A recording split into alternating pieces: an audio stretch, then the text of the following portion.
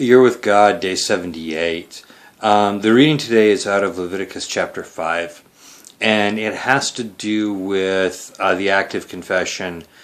It's those first 5 verses of Leviticus chapter 5. The Bible is saying, and when any of you sin in any of these different ways, when you become aware of it, when you, as it says in verse 5, when you realize your guilt in any of these, you shall confess the sin that you have committed.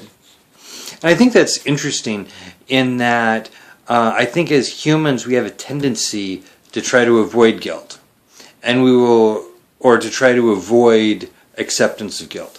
So when we sin, when we do something and we don't realize it at the time, I think our natural tendency when we become aware of it is to try to avoid that responsibility, is to try to justify, is to try to say, well, I didn't know, or these were the circumstances, or I didn't realize, or whatever.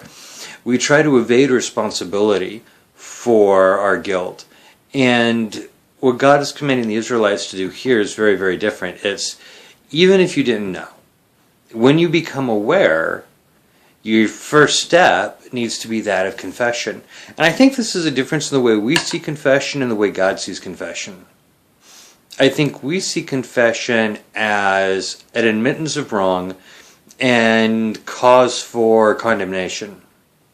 And I think God sees confession as, yes, an admittance of wrong, but more than that, as an opportunity for reconciliation, as an opportunity for restoration.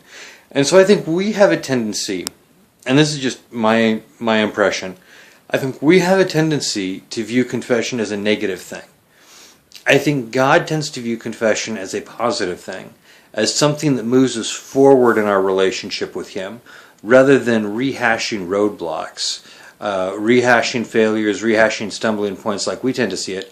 I think God sees confession as something that moves us forward in our relationship with Him, that lets us go to deeper levels of intimacy, that empowers greater relationship rather than something that hinders relationship.